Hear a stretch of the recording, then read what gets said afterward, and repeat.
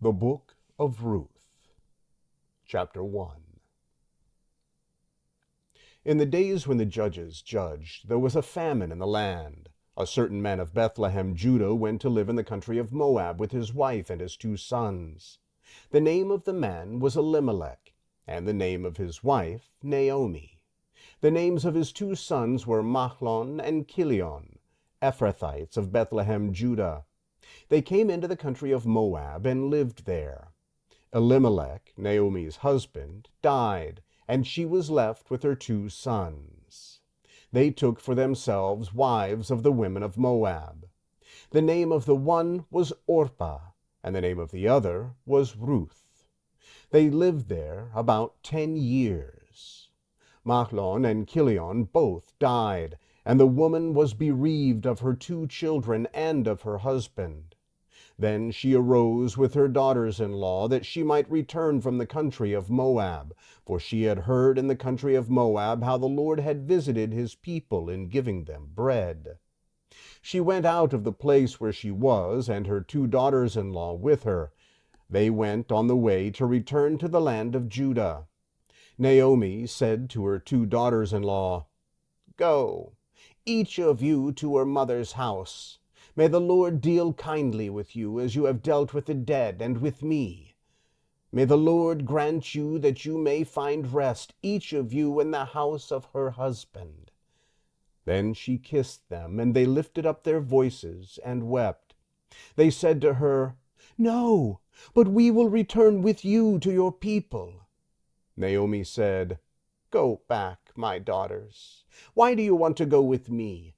Do I still have sons in my womb, that they may be your husbands?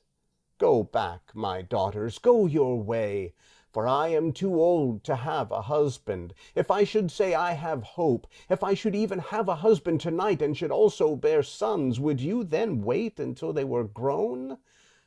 Would you then refrain from having husbands? No, my daughters. For it grieves me seriously for your sakes, for the Lord's hand has gone out against me." They lifted up their voices and wept again. Then Orpah kissed her mother-in-law, but Ruth stayed with her. She said, "Behold, your sister-in-law has gone back to her people and to her God.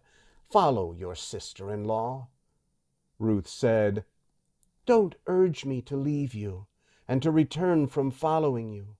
For where you go, I will go, and where you stay, I will stay.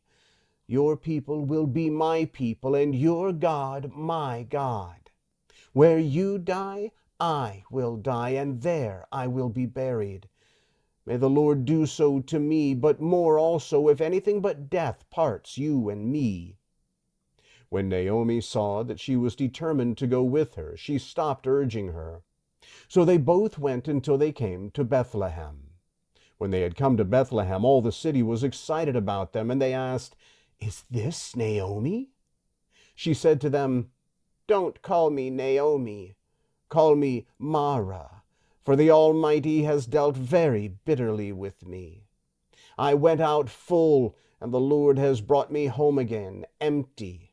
Why do you call me Naomi, since the Lord has testified against me? Why do you call me Naomi, since the Lord has testified against me, and the Almighty has afflicted me?"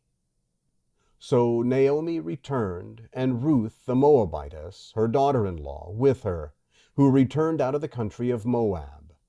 They came to Bethlehem in the beginning of the barley harvest.